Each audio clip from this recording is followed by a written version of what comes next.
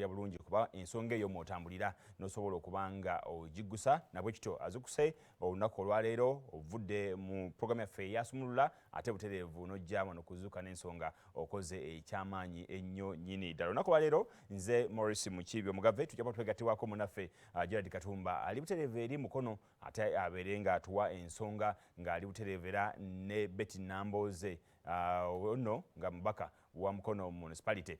Njagala okwongera okukutegeeza gwe ali era abaterefayina yaffe nti bannaffe aba Africell ate era Hallelujah Jinga Tea Drink bye bakuteekeramu ensimbi okusobola okufuna bino era bitugenda maaso n'okubanga tukuweereza. Era mu ngeri y'emu waliwo akatabo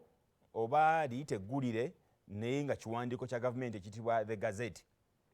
Ebiwandiiko byonna ebikulu biyitira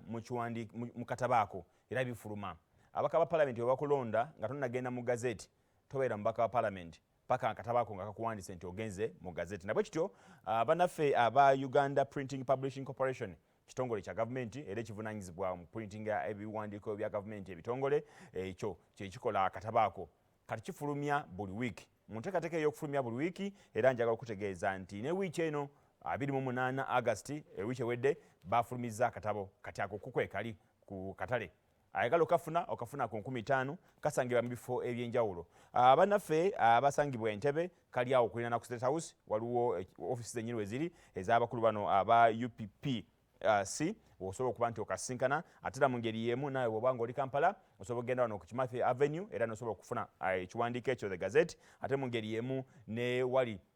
okulina Nayo Gardens ejinja era osobola butereevu okubanga okafuna naawe wembalala ogenda wali opposite ku Law Council n'osobola okubanga butereevu ofuna akatabo ako. Bannaffe bangi abawandisiza marriages zaabwe, bannaffe bangi abakubye ebirayiro okukyusa amannya, okukyusa emyaka, okubaako bye bakyusa ako The Gazette ke kabeeramu enteekateeka zino. Aka Uganda The Gazette ke kabeeramu ensonga toni yakyusa yagenda maaso n'abeera nga akubye ebirayiro okukyusa kino na kiri na kiri. So enteekateeka eyo akatabo ako keetaaga okusobola okubanga ofuna ensonga ezo. Bantu bangi ate abamu mugenda n'okuwawabira abantu nti ono akozesa amannya makyamu era sigage omala obudde so nga ate akatabo kano kalimu information egenda okumala obulungi oba oli awo abantu nga bwe baba basazeewo. Tuli mu kaseera kavaawo mpitawo bannaffe abannabyabufuzi abagala okubanga temutwegatako muyite butereevu okubanga mujja wano ku Terefayina tusobole okubayamba okubafunira akadde ate musobole okuba nti muyitamu okutegeeza abantu bammwe ensonga zammwe ze mugenda okubanga mubakolera mu nteekateeka y'emu. Bingi ebigenda maaso mu ggwanga bannaffe aba NUP bayongedde okukakasa nti bagenda kusunsulamu okufuna abo abagenda okubanga beesimbawo ku tiketi yaabwe era ne babawo ne bateekawo bye basuubira nti bye bagenda okuba nti bagoberera okuli obuyigirize olina okuba nga olina obumala obuwulize eri ekibiina obusobozi bw'olina gwe okuwanira kampeyini zo naddala mu byensimbi obuyambi buwaddeyo eri ekibiina ensonga nyingi ze batadde okubagenda okubanga batambuliza ensonga zaabwe. Naye njagala butereevu ate nkutwale ewa Gerald Katumba ali ne mukyala Betty Nambooze atubuulire ensonga nga bwe ziri Mukono municipality enteekateeka ye eryetya NUP yava mu DP bintu bingi byagenda okubanga atunnyonnyola oba nga amubuuza olunaku olwaleero. Gerald Katumba butereevu oli ku Terefayina njagala otuwa ensonga ate nga bwe ziri naddala okuva eyo mu Mukono municipality. Okay, neyanzisa Maurice Mukiibi. Mbalamusizza mwenna abalabi ba BBS Terefayina ey'obwakabaka bwa Buganda gye musinzira okuba nga mutwekkaanya abali wano mu Uganda ate n'abali mu mawanga ag'enjawulo. Tubeebaza nnyo mwebale kutambula naffe. Muzzukulu wa Mugema Katumba Gerald, nze nkubuuzaako zuukuka n'ensonga wano muvaawo mpitewo 2021. Tuli mu kaseera ka kusalirawo eggwanga lyaffe Uganda ligenda kutambula litya emyaka 5 egijja mu maaso oba n'emyaka emirala egigenda okuddako emiwanvu ddala. Ke kaseera ke tulimu olunaku olwaleero. Nga bwe mbategeezezza wali nga tukomekkereza programu Sumulula, mbategeezezza nti ndi Mukono municipality ew'omubaka akiikirira ekitundu kino mu palamenti y'eggwanga, mukyala munnabyabufuzi, mukyala mutunuulizi wa nsonga, aludde mu kisaawe kino eky'ebyobufuzi, aludde mu kisaawe eky'obukulembeze, aweereza bannamukono okumala ebbanga eriwerako ne bannayuganda bonna okumala ebbanga eriwerako. Ate mu ngeri ey'enjawulo omukyala omuwulize eri kabaka era alwanirira obwakabaka bwa Buganda era alina omukwano n'okwagala eri obwakabaka. Betty Nambooze bakireke gwe ndi naye olunaku olwaleero gwe tugenda okutambula naye muzuukuka n'ensonga. Honorable twesimye okulaba. Sebo nsinzi. Webale tukyazaako mu makaago ate era mu kitundu kyo ky'okiikirira ekya Mukono municipality. Nno si wange wano wamwami bakireke nange najja kufumbirwawo. Webale kulira ekitundu. Bwe tuyiseewo nawe bagamba w'omubaka omugenda. Ng'ekyamazima amaloboozi omuzungu agamba nga gali positive. Tusaiso balaba awa ne Mukono. Nze ne bakama bange ate abantu bange ebyaffe tumanyi buli muntu ffenna nze mmanyi lwaki bakama bange abo baagala mbeerewo ate nabo bamanyi okubeerawo kwange kyekutegeeza mu mbeera yaffe neya Uganda. Nensanyusa nnyo kubalaba banange webale kunjogerako bigambo bya kisa bwe bityo nonyanjula nga omuntu omuzaana wa Ssaabasajja Kabaka omuwulize ekyo nkyebaliza nnyo Katonda bw'oba okindabamu. Njagala n'okusooka okugamba Abaganda mu Buganda wano naye n'abantu ba Kabaka bonna nti emitima gyasuze bulungi. Emitima gyatusuze bulungi. Twawulidde nga tuteredde emmeme ng'eteredde abantu we balabye ku Mutanda nga mwali alamula abantu ne tusanyuka nnyo nnyo nnyo nnyo nnyo era ate gwatusinze nnyo Ssaabasajja okuba nti twetuuka n'ekiseera tugamba nti ate okubuuliriza Ssaabasajja ali ludda waakola ki ne tuteesiga Katikkiro nti wali okutubuulira nti so ogwo gwatusinga nnyo. Era nze njagala gamba abantu naddala mu social media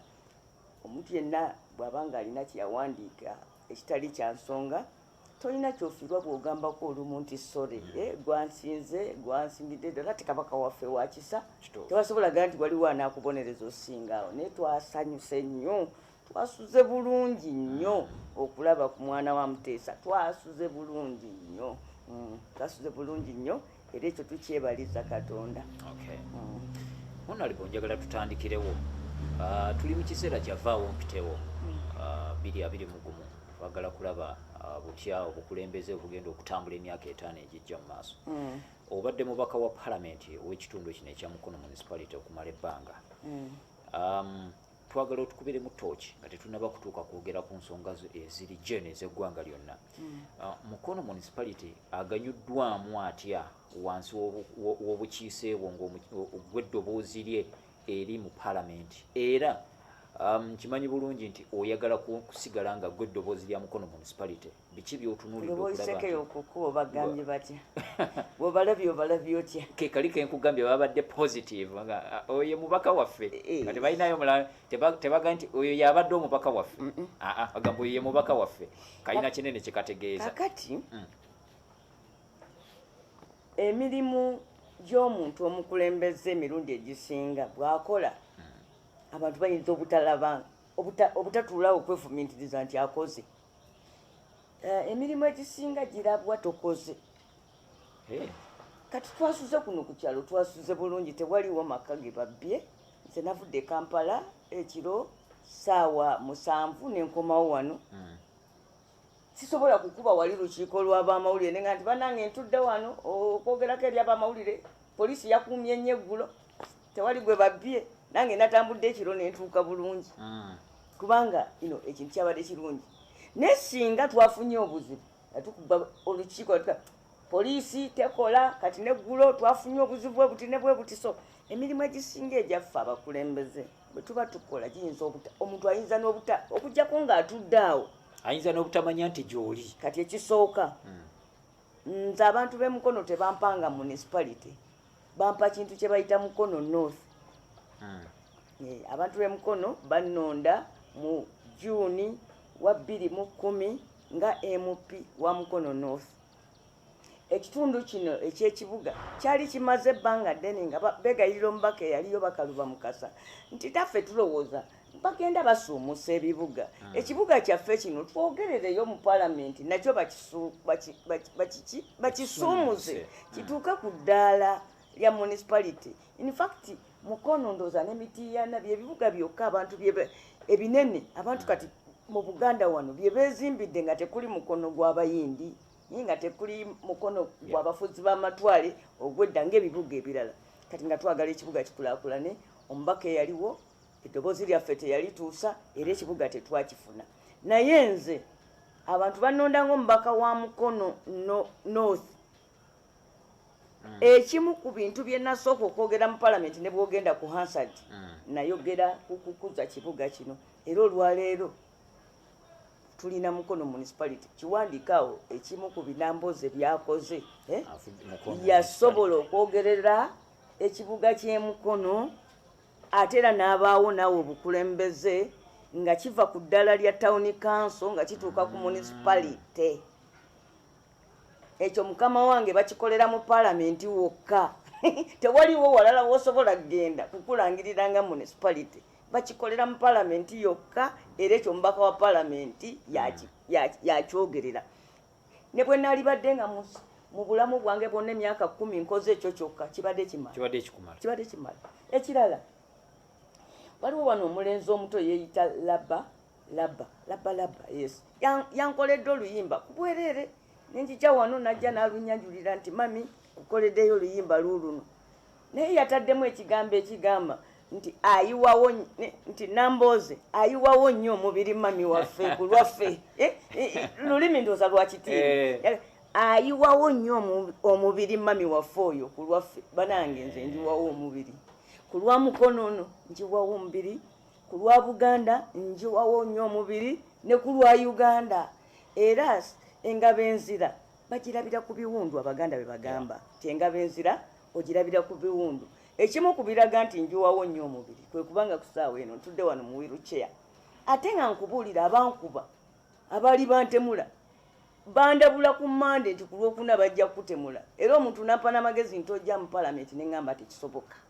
abantu b'e Mukono ndibagamba nti ku lunaku olukulu bwe lutyo saaliyo kuba nali nfunye amawulire nti bajja kunkuba naye ne leader of opposition ne mubulira ne bannange ne mwami wange wano ne tukisabira ne ngende e Kampala nga manyi bagenda kunzita gwe no mulaba bamenya bumenya naye amawulire ge nali nfunye nti bagamba nti mu palamenti tutteyo ko omubaka omu abantu abo bategeere era bwe baatuula bo mu kwefumiza ne basalawo nti omubaka oyo abeere Nambooze so tuyiwawo omubiri ekirala era nakiwulidde mu kayimba k'omwana oyo mutabani wange njaka kuwa lumu mukanyambe mukankubire ne ku telefayina ng'akalango kange kuba omwana yataddemu ebigambo bye nalabye nti abadde afaayo okumpuliriza yagambye nti bwe twafuna maama Nambooze omanyize najja wano ng'abantu abasinga bampita muwala nga bagamba muwala wange gye nsaba akalulu bwe wayita ebbanga bwe nadda mu 2011 okusaba akalulu ng'abantu bampita nti sister ng'abantu abasinga obungi bensaba akalulu bagamba mwanyinaze muganda wange kati omulundi guno abantu abasinga bampita maama era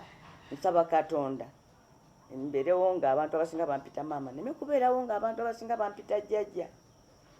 njagala kukoma ku kyamaama njagala kukoma ku kyamaama mu byobufuzi naye omwana yagambye nti maama waffe okuva waaliwo ebyettaka yabikwatako nti e Mukono wano tewakyali muntu asobola kugamba nti vaawo naguzeewo tekisoboka nina ebyalo byange kuno ebyali badde tebikyaliwo singa sire mu palamenti ekisooka bakiyita Kitega kiri awo kiriko abalonzi 6 kyalo eki kiriko abalonzi 6 kyenkana constituency za Uganda ezimu singa tekikyaliwo baali bakisendawo waliwo ekyalo ekirala bakiyita Kolo enantabulirwa nakyo baali bakisendawo waliwo ekyalo ekirala bakiyita Nyenje baali bakisendawo waliwo ekyalo ekirala bakiyita Lweza abazungu bagulako ettaka mu kampuni ennene ennyo edda mu Gyataano mu Gyana ne baleka ekyapa ne bagenda abantu baffe balinako ebibanja naye waliwo abakyala kimpadde bava eri ne bafuna ekyapa kiri ne bagamba bakiguleyo mu Departed Asian Properties nga baze bakole ki baguba abantu ekyalo kiramba ekyo Lweza era nze bwe mpitawo omuntu w'Elweza bagamba waaye Nambooze otukoledde ki ne mugamba munnange ngambe ntya singa tetukyali kuno ekyo ekyalo bakiyita Lweza kati nina ebyalo nga 7 waliwo ekyalo ekirala bakiyita Nabusugwe kiri eyo Bukerere twali tuli awo ne bagamba nti alina ettaka lya abantu lye batuddeko kyalo kiramba lya Kyambogo University muveewo wano gamba abantu b'emukono tebakyababoggolera bwe bati nti muveewaawo ekyo kyo tukikoze mbeerawo ekirala ennaku zo nagenda eyindiya nga ndi mulwadde ngenda okukomawo nga revenue authority kumpi egadde amaduuka gonna mu mukono ebataddeko n'amabaluwa agagamba nti tubabanja eyali asingamu sente entono nga bagamba bamubanja miliyoni 2 4 6 8 10 20 negamba wenakomerawo abasuubuzi nga bazze ewange baŋŋamba tusaba otusabire revenue authority etukkirize tusasule mu bitundutundu olira we baali batuuse neŋŋamba musasule mu bitundutundu naye nga kwokusasula mulina okusasula neŋŋenda muteeka ndabe gavumenti bwetakunoonako omusolo guba musango gwani neŋŋenda muteeka ndabe kiki kye tusobola okukola through parliament gye bantuma abantu kuba yeri eddoboozi eddene era twakkiriziganya revenue authority one nekyusa omukozi oyo yali ewempisembi 2 abantu bonna be baali bateredde siiru ku maduuka ne bazisalako 3 ne tutegeeragana nti teriyo dduuka ddene mukono muno liteekwa kuwa income tax asukka 25,000 buli muntu yenna mukono ali wakati w'emitwalo 15 n'25 abantu bange eyo yenfuna y'amaduuka gaffe bali bataddeko obukadde 10 kakati oyo omuntu bw'aba yali agenda kutwala miliyoni 4 mu revenue authority n'atatwalayo wadde 10 nsobola okuyitawo nanga ndamboze tolinakyo mpadde saamuwa miliyoni ezo 4 kakati ate ne tukkiriziganya ne revenue authority nti tebanja onsanga otya mu dduuka n'oŋŋamba nti wandyazamanyi omusolo emyaka 3 emabega bujulizi ki bw'olina nti edduuka lyange lino lyaliwo era nga nze ndirimu emyaka 3 emabega baali bagiza baba mukono municipality nga bakoze endagaano ne revenue authority nti mukono municipality tejja kuwanga layisinsi okugjako ng'omazeeyo emisolo gyaki gya revenue authority babakwasizaawo ne mbagamba license is a permission to work license yekukkiriza okukola olyoka okole ow'omusolo kati kitandika kitya nti ate bw'oba tosasudde musolo tofuna license ngate license si musolo lukusa nkole mala okukola nfuna amagoba mpeeko omuki omusolo ekyo kati ate okugifuna ate oŋŋambe male kusasula ate ekyo sakikolera mukono yekka naddayo ne mu Uganda yonna revenue authority yali ekwataganye ne local authorities wemberedde shadow minister wa gundi wa local government yali ekwataganye ne local authorities sebo gwe abakanso oba ab'eggombolola ewammwe eyo mu kyalo babeere nga be bakubanja omusolo gwa Uganda Revenue Authority nti nno bw'oba tonnasasula revenue authority bo bakuggalawo ne bagaana okukola ebyo ne tubigaana ekirala revenue authority bwe nali noonya akalulu mu 2016 ne wafuluma omusolo gw'amayumba amapangisibwa nejja wano abantu bonna balina amayumba agapangisibwa wano ne bagamba mujja kuwa omusolo gw'abapangisa kyokka ng'ate mu bibuga muno buli muntu alina commercial building awa omusolo gwa eri local authority nti bw'oba n'ekizimbe nga kivaamu ssente ow'omusolo wali ku kanso era naffe gwe gutuyamba okuyola ebisaaniko okuteeka amataala ku kkubo n'okukola ku nguudo eziteekwa okukolebwako ekibuga kaakati ne bagamba mugenda kuwa omusolo ogwo ne bajja wano ne bazingiza n'abantu obukonge ne bavawa neŋŋamba kituufu mukono eno giraba is a dormitory town abantu wano bw'ojja ku makya olaba nga balinnya bagenda abamu baba bagenda Kampala abalala nga bagenda Lugazi tebasiibamu twebakamu buki weebasi naye ne mbuuza abaleveni nti ekkubo erijja emukono omala ssaawa 3 nze bwe nali omuto nga balanga Colin Hotel nga bagamba Colin Hotel is a 15 minutes drive from Kampala nti Colin Hotel otuukawo mu dakiika 15 ng'ovudde Kampala olwaleero kikwetaagisa 3 complete hours okuva emukono genda wa e Kampala transport ne bagikubisaamu emirundi nga 12 ne mbagamba nti nga mukono akyali mu mbeera nti nno tali accessible tetujja kubawa ssente za bupangisa kuba bwe tubawa wano omusolo gw'obupangisa ennyumba y'emukono ejja kulinnya ejja kubanga omuntu yeetaaga ssente nnyingi nnyo sula emukono era abantu bajja kusenguka era siwala abantu bangi ababadde bapangisa kuno nga basenguka bagenda Kampala olw'oluguudo olwo nze ne ŋŋamba revenue authority nti mugende mugambe mukama wammwe nti mumale okutusolovingira ekyokutuggulirawo ekkubo eddala ekibuga kisse omusolo tuliguwa otherwise ku ssaawa eno tetugenda guwa sijeemya bujeemya abantu nti baleme kuwa misolo nti nze ngende eri bampaane nti namboze watuwonya omusolo naye embeera n'ensonga ng'ezo z'owulidde ku nnaku endala njagala nnyo abantu bawe omusolo kubanga era tewaliwo gavumenti eribeerawo nga terina musolo kakati waliwo ebintu ebirala byenkola nga sibikolera mu palamenti nga byeno byakukyala ebyo sibinyumya kubanga omulimu gwange ng'omubaka wa palamenti guwandiikiddwa bulungi mu article 79 eya constitution gwakukola amateeka na biragiro gwakulaba nti ensi ebeeramu demokrasiya n'enfuga ey'amateeka kakati bwe njija emukono nga bukyanga nzija ntaddewo ambulance services ezitasalako continuously najja wano tetulina hospital mu district cases ezali falo nga zirina genda Lugazi oba Kampala naye ng'okutuusayo abalwadde ng'abakyala bafa wano nga bazaala ne tukaaba ne ŋŋamba nze nkoyo kaabira abakyala abafa njagala mbeewo kyenkolawo okukendeza ku mbeera eno ne bagamba nti ekimu ku kibatta ku dileeyi nga kutuuka mu ddwaliro naddala nga balemereddwa okusaala basobole obbalongoosa bwe baatuwa emmotoka eyasooka mu palamenti eyange nenjawulizaamu makati abantu ne mbagulirako ambulance nange ne negulirako gye ntambuliramu ate mwana wange nga nnungi era ng'emmala mwattu kye nakola wano emukono kati yafuuka standard abaka ba palamenti kati abantu babaga n'otagulayo ka ambulance nga namboze era kati buli omu aguza ambulance nagenza okulaba coronavirus bwe yazze nga mu palamenti tulina ambulances 184 era ffe twayambye gavumenti okuyimirizaawo okuddusa abalwadde awo kakati ate ffe ne tugaziwa ekibuga kati ambulance eyasooka eri side eno ne tugula n'eyokubiri eri Goma kati ebyo saagala kubyogerako nti mumpa akalulu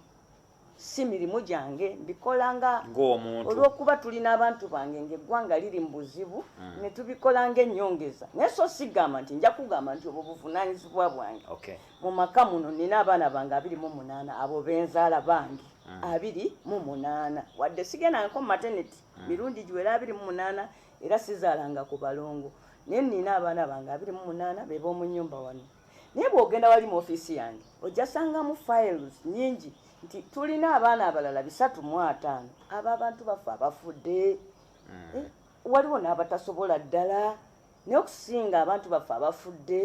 ne tugamba katuteekewo abaana bampita maama yes let me be a mother abaana abo 305 si nze mbaweerera abantu b'emukono bano boolaba era buli nnaku mbagamba ogwange kuba muwanika mulungi n'abantu bano ab'emukono betukola nabo omulimu ogw'okuweerera abaana 305 naye ekyo tetukikulembeza nti banange mumpa akalulu kubanga mpeerera abaana nedda ekyo abantu b'emukono tukkiriziganya nti ogwo si mulimu gwa mubaka naye kirungi omubaka waffe bw'aba akikoze naye n'atatulyazaamanya mu palamenti omanyi waliwo abantu abamu bwajja n'aweerera abaana eno ku kyalo nga mu palamenti ali azaamanya nga yeesiba ku bino ebyoku kyalo kati nze ebyo ne bwe mbikola omulimu gwange omukulu guli mu palamenti bwe njija wano nkunnyonnyola projects ze tulina ze tukola n'abantu bange sijja kumala kubanga tukola ebintu bingi nnyo naye mu palamenti eyo tutaddewo eddoboozi eritaswaza muntu w'emukono abantu b'emukono balonda omubaka wa palamenti ne batuukiriza ddala ng'omubaka wa palamenti bw'aba nti newankubadde omubaka wa palamenti mumulonze nga w'emukono abawa ggwanga lyonna abantu bangi bankubira wano amasimu ne mugamba maama lwaki ekyo tetukyogeddemu n'omubaka wonaga namboze gw'oli wa Uganda yonna kati labanga kati guno omulimu gwe tukola ogw'okulwanirira abaana ba Uganda Ssaabasajja yakyogera nabo abaana babatutte mu mawanga g'Abawalabu okuyimirizaawo eddoboozi eryo ate n'okuba nakweresa abalyo si b'emukono bokka kaakati abaana abasinga bensinza okukomyawo abangi b'ebusoga kati maaki yes kati abantu b'emukono through their MP bayamba ebitundu ebirala ne tugenda mu palamenti ne tuteekayo ensonga ez'eggwanga yonna waliwo nze nagenda mu palamenti nga gavumenti yalekerawo okuwa abazaalisa emirimu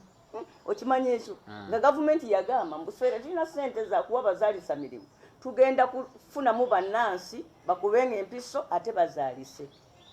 waliwo omukyala yafa Mbale nga bamuyita Namboozo ne tuteekinga amaanyi mangi nnyo nga ababaka ba palamenti okumuyomberera lwaki yafudde ekyo kyansembeza kumpi okwogera okumanya lwaki abakyala bafa nga bazaala ne bagamba nti ababazaalisa si bazaalisa nansi asoma birala n'omuzaalisa asoma birala ne ŋŋenda ne nkola research ne ndaba ne mpandiika editawodi peperaga midwife byasoma nansi byasoma ne ŋŋenda mu palamenti ne movinga palamenti okuyisa ekiteeso kyalimu ensonga 12 naye emukuzo nti gavumenti eddemu ewandiika abazaalisa ebateeke mu malwaliro bayambe abakyala baffe ekiteeso ekyo kyateekebwa mu nkola gavumenti neddamu newandisa abazaalisa kwolwo yatandika na 5000 nze mukono nafunako 2 ekyo kitegeeza nti omubaka w'emukono abantu gwe baatuma okubateeseza mu lukiiko lw'eggwanga bwayogera ebintu bimala ne biyamba n'ebitundu ebirala era bw'entambula eyawalala bambuuza naawe mukono bakuvuganya bo bwe balaba ababaka baabwe byebakola ne balaba nange ebyenkola balowooza nti ene mukono tebanvuganya naye nno nabbi emirundi egimu tategeerwa waabwe naye nze ndi musanyufu by and large abantu b'emukono bampagira nnyo banjagala nnyo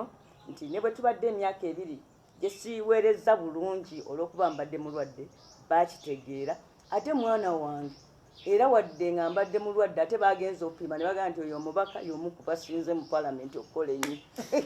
katuwummulemu katono nnyo tugenda kuba tukomawo tutandikirawo wennyini